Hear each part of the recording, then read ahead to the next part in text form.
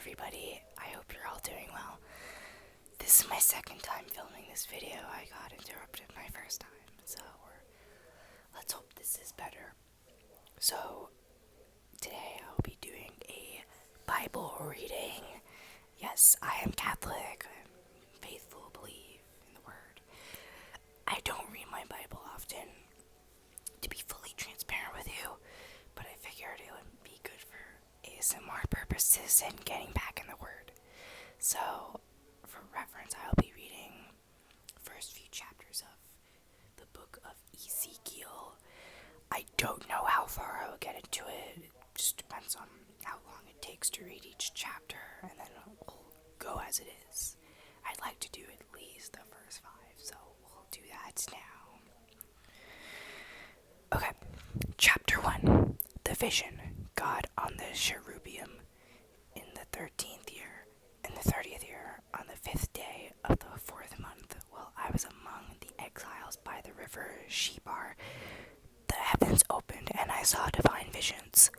On the 5th day of the month, this was the 5th year of King Jehoiachin's exile, the word of the Lord came to the priest Ezekiel, the son of Buzi, in the land of the Chaldeans by the river Shebar.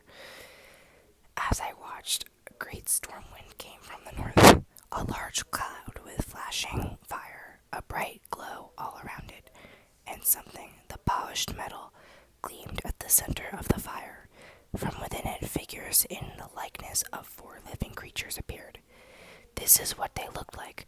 They were in human form, but each had 4 faces and 4 wings, and their legs were straight, the soles of their feet like the hooves of a bull, gleaming like polished brass. Human hands were under their wings, and the wings of one touched those of another. Their faces and their wings looked out on all their 4 sides. They did not turn when they moved, but each went straight ahead. Their faces were like this. Each of the four had a human face, and on the right of the face of a lion, and on the left the face of an ox, and each had the face of an eagle. Such were their faces. Their wings were spread out above. On each one 2 wings touched the one another, and the other 2 wings covered the body. Each went straight ahead. Wherever the Spirit would go, they went. They did not change direction when they moved. And the appearance of the living creatures seemed like burning coals of fire. Something indeed like torches moved back and forth among the living creatures. The fire gleamed intensely, and from it lightning flashed. The creatures darting back and forth flashed like lightning. As I looked at the living creatures, I saw wheels on the ground, one alongside each of the 4 living creatures. The wheels and their construction sparkled like yellow topaz, and all 4 of them looked like one wheel was inside the other. When they moved, they went in any of the 4 directions without veering as they moved. The 4 of them had rims, high and fearsome. Eyes filled the 4 rims all around. When they moved, they went in any of the 4 directions without veering as they moved. When the living creatures moved, the wheels moved with them, and when the living creatures were raised on the ground, the wheels also were raised. Wherever the Spirit would go, they went, and they were raised up together with the living creatures, for the Spirit of the living creatures was in the wheels. Wherever the living creatures moved, the wheels moved, and they stood still, the wheels stood still. When they were lifted up from the earth, the wheels were lifted up with them, for the Spirit of the living creatures was in the wheels. Above the heads of the living creatures was a likeness of the firmament. It was awesome, stretching upwards like shining crystal over their heads. Beneath the firmament, their wings stretched out toward one another. Each had 2 wings covering the body. Then I heard the sound of their wings, like the roaring of mighty waters, like the voice of the Almighty. When they moved, the sound of the tumult was like the din of an army. And when they stood still, they lowered their wings. While they stood with their wings lowered, a voice came from above the firmament over their heads. Above the firmament over their heads was the likeness of a throne that looked like sapphire, and upon this likeness of a throne was seated up above a figure that looked like a human being. And I saw something like polished metal, like the appearance of fire, enclosed on all sides, from what looked like the waist up, and from what looked like the waist down. I saw something like the appearance of fire and brilliant light surrounding him. Just like the appearance of the rainbow in the clouds on a rainy day, so was the appearance of a brilliance that surrounded him. Such was the appearance of the likeness of the glory of the Lord. And when I saw it, I fell on my face and heard a voice speak. Okay, so that was chapter 1, so I'll do chapter 2. Eating of the scroll. The voice said to me, Son of man, stand up. I wish to speak to you. As he spoke to me, the Spirit entered into me and set me on my feet. And I heard the one who was speaking say to me, Son of man, I'm sending you to the Israelites, a nation of rebels who have rebelled against me. They and their ancestors have been in revolt against me to this very day. Their children are bold of face and stubborn of heart. To them I am sending you. You shall say to them, Thus says the Lord God. And whether they hear or resist, they are a rebellious house. They shall know that a prophet has been among them. But as for you, son of man, do not fear them or their words. Do not fear, even though there are briars or thorns, and you sit among scorpions. Do not be afraid of their words, or be terrified by their looks, for they are a rebellious house. You must speak my words to them, whether they hear or resist, because they are rebellious. But you, son of man, hear me when I speak to you, and do not rebel like this rebellious house. Open your mouth and eat what I am giving you. It was then I saw a hand stretched out to me, and it was a written scroll. He unrolled it before me. It was covered with writing front and back. Written on it was, Lamentation, Wailing, Woe. Alright, so that was chapter 2, so I'll do chapter 3 now. He said to me, Son of man, eat what you find here. Eat this scroll, then go, speak to the house of Israel. So I opened my mouth, and he gave me the scroll to eat. Son of man, he said to me, feed your stomach and fill your belly with this scroll I am giving you.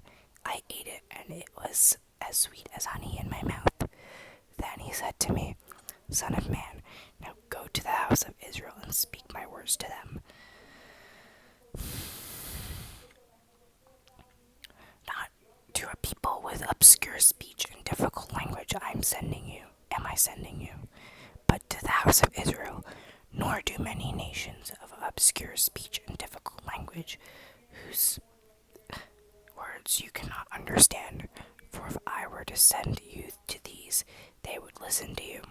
But the house of Israel will refuse to listen to you, since they refuse to listen to me. For the whole house of Israel is stubborn to brow and hard of heart.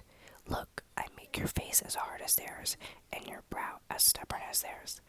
Like diamond harder than flint, I make your brow. Do not be afraid of them, or be terrified by their looks, for they are a rebellious house. Then he said to me, Son of man, take into your heart all my words that I speak to you. Hear them well. Now go to the exiles, to your own people, and speak to them. Say to them whether they hear or refuse to hear. Thus says the Lord God. Then the Spirit lifted me up, and I heard behind me a loud rumbling noise as the glory of the Lord rose from its place. The noise of one another, the noise of the wings of the living creatures beating against one another, and the noise of the wheels alongside them, a loud rumbling. And the Spirit lifted me up and took me away, and I went off, my spirit angry and bitter, for the hand of the Lord pressed hard on me. Thus I came to the exiles who lived at the Tel Abib by the river Shebar, and there where they dwelt, I stayed among them distraught for 7 days. At the end of the 7 days, the word of the Lord came to me. sentinel. Son of man, I have appointed you a sentinel for the house of Israel. When you hear a word from my mouth, you shall warn them for me. If I say to the wicked, you shall surely die, and you do not warn them or speak out to dissuade the wicked from their evil conduct in order to save their lives, then they shall die for their sin, but I will hold you responsible for their blood. If, however, you warn the wicked and they still do not turn from their wickedness and evil conduct, they shall die for their sin, but you shall save your life. But if the just turn away from their right conduct and do evil when I place a stumbling block before them, then they shall die. Even if you warn them about their sin, they shall die, and the just deeds that they performed will not be remembered on their behalf. I will, however, hold you responsible for their blood. If, on the other hand, you warn the just to avoid sin, and they do not sin, they will surely live because of the warning, and you in turn shall save your own life. Ezekiel mute. The hand of the Lord came upon me there and said to me, Get up and go out into the plain where I will speak with you. So I got up and went into the plain. There it was. The glory of the Lord was standing there like the glory I had seen by the river, Shebar. Then I fell on my face, but the Spirit entered into me, set me on my feet. He spoke to me and said, Go, shut yourself in your house. As for you, son of man, know that they will put ropes on you and bind you with them, so that you cannot go out among them. And I will make your tongue stick to the roof of your mouth, so that you will be mute, no longer one who rebukes them for being a rebellious house. Only when I speak to you and open your mouth shall you say to them, Thus says the Lord God. Let those who hear, hear. Let those who resist, resist. They are truly a rebellious house. Alright, so I will stop there for tonight's video. I hope you guys enjoyed